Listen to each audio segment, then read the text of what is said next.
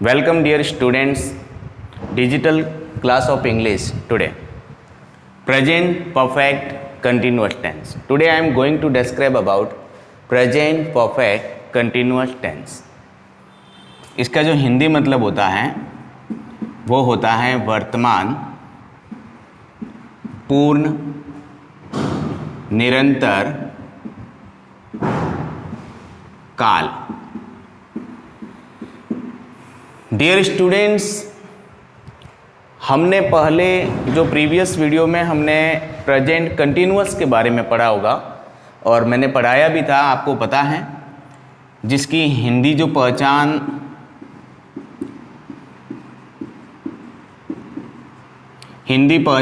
Present continuous की होती है, रहा है, रही हैं, रहे हैं। ये जो आपको टेंस दिखाई दे रहा है वो है present perfect continuous tense.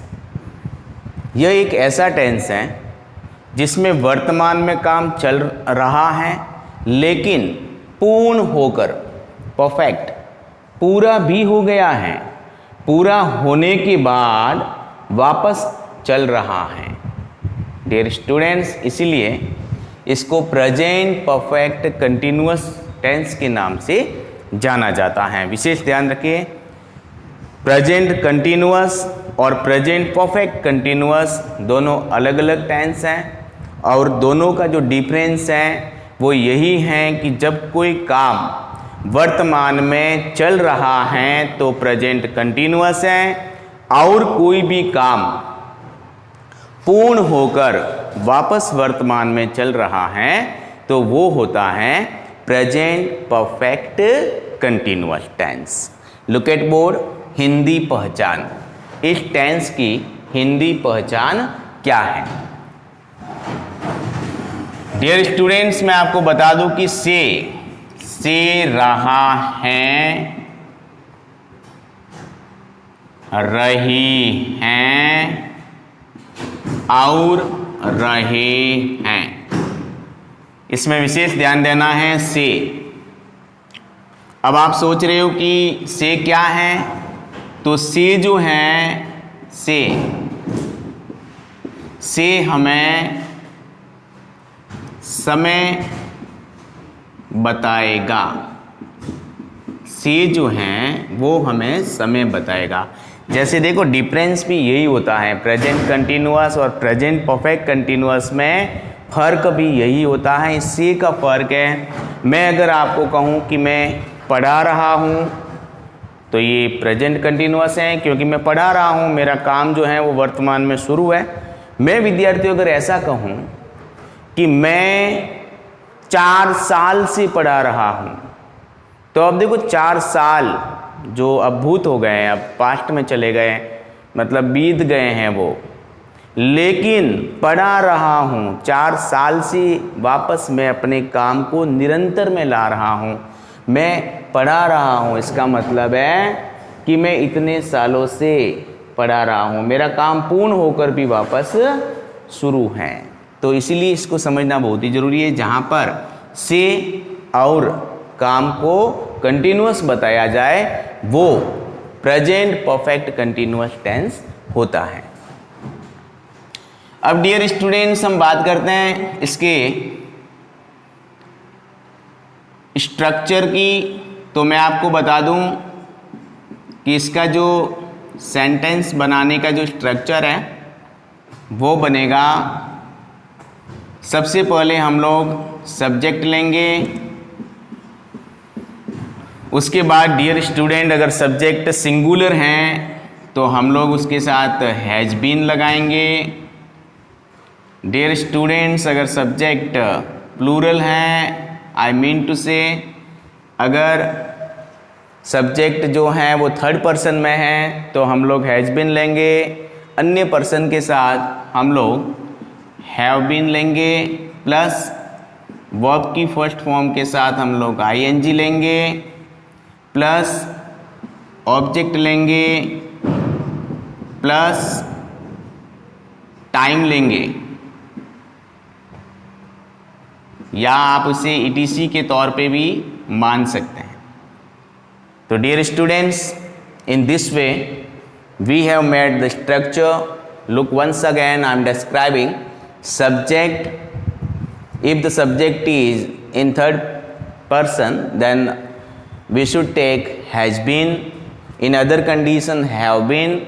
Verb first form with ing, object, time यानी कि ETC जिसे हम बोलते हैं एक्सेप्ट राज में।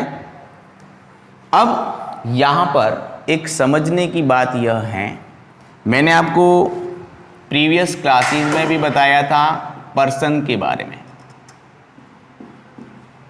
डियर स्टूडेंट, पर्सन इंग्लिश के अंदर पर्सन जो हैं वो 3 होते हैं। फर्स्ट पर्सन जिसमें आई और वी आता है, सेकंड पर्सन जिसमें यू आता है, थर्ड पर्सन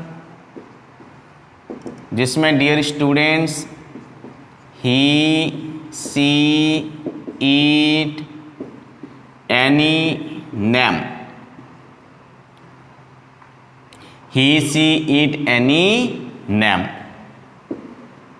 और कोई भी एक वचन होता है वो थर्ड पर्सन में आता है। तो ये पर्सन जो है इसमें हमें ये ध्यान देना है कि सब्जेक्ट के बाद अगर आपको थर्ड पर्सन दिखाई दे,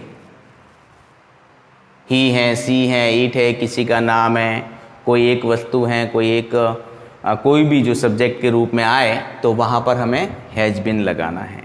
बाकी के साथ हमें हैव बीन लगाना है। वर्ब की फर्स्ट फॉर्म में ing लगानी है, फिर ऑब्जेक्ट लेना है, फिर टाइम लेना है। अब हम यहाँ पर ध्यान लगाने के लिए और अच्छी तरह से समझने के लिए मैं आपको बता दूँ, से को यहाँ पर हम लोग सिंस 4 के रूप में जानेंगे, क्योंकि मैंने आपको ऑलरेडी बता दिया है कि से जो हैं वो डियर स्टूडेंट्स टाइम को डिस्क्राइब करेगा, समय को बताएगा। तो अपने यहाँ पर 2 नई चीज़ आएगी, वो आएगी सिंस और 4। ये सी से आपको पता लगेगा, सिंस और 4। अब सिंस जो है, सिंस इसका मतलब होता है time of point. Time of point, time of point यानी कि निश्चित समय, निश्चित समय। निश्चित समय सुबह से, शाम से, 2013 से, 2016 से जो निश्चित हो, वहाँ पर टाइम ऑफ पॉइंट निश्चित समय से पहले हमें सिंस लगाना है। डियर स्टूडेंट, दूसरा जो 4 आपको दिखाई दे रहा है ये आएगा duration of time. Duration of time जिसको हम पीरियड ऑफ टाइम भी बोल सकते हैं। पीरियड ऑफ टाइम, समय की अवधि, यानी कि अनिश्चित समय। यह अनिश्चित होता है। विशेष ध्यान देना, बहुत ही इम्पोर्टेंट टेंस है ये। अपने 10th बोर्ड में बहुत सारी फिल इन ब्लैंक्स जो लगभग आती है ना 4 नंबर की, तो डियर स्टूडेंट्स उसमें 1-2 क्वेश्चन जरूर इस टेंस के शामिल करते हैं। तो आपको विशेष ध्यान देना है। अगर आप अटेंशन के साथ इसको पढ़ेंगे तो आपको बिल्कुल कन्फ्यूजन नहीं होगा और आराम से समझोगे और आप खुद सॉल्यूशन करोगे। सिंस टाइम ऑफ पॉइंट निश्चित समय के लिए, 4 ड्यूरेशन ऑफ टाइम यानी पीरियड ऑफ टाइम अनिश्चित समय के लिए। ये दोनों कहाँ लगेंगे? जब हमें हिंदी पहचान में से रहा है, से रही हैं, से रहे हैं यानी से दिखाई देगा। से इंडिकेट्स व्हाट? टाइम। चलिए अब जैसे कि फॉर एग्जाम्पल मैं आपको बताऊं, फॉर एग्जाम्पल। डियर स्टूडेंट्स, मैं अगर ये कहूं कि वह घूम रहा है, वह घूम रहा है, तो ये कौन सा टेंस हुआ? वह घूम रहा है। घूमना, घूमना को इंग्लिश में बोलते हैं वॉक, WALK,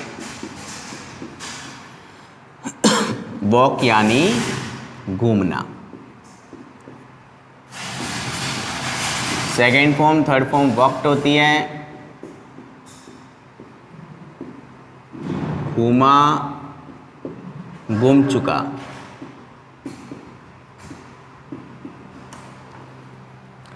वह घूम रहा है। देखो, आप जब इस सेंटेंस को ऑब्जर्व करोगे तो आपको पता लगेगा कि यहाँ पर कोई न तो टाइम ऑफ पॉइंट है, न ड्यूरेशन ऑफ टाइम है, कोई समय की बाध्यता नहीं है। वह घूम रहा है, बस वह घूम रहा है।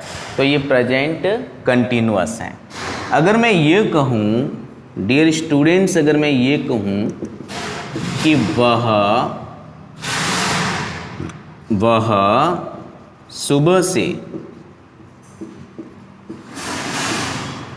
वह सुबह से घूम रहा है, वह सुबह से घूम रहा है, वह सुबह से घूम रहा है। यहाँ पर मैं ऊपर लिख देता हूं ये।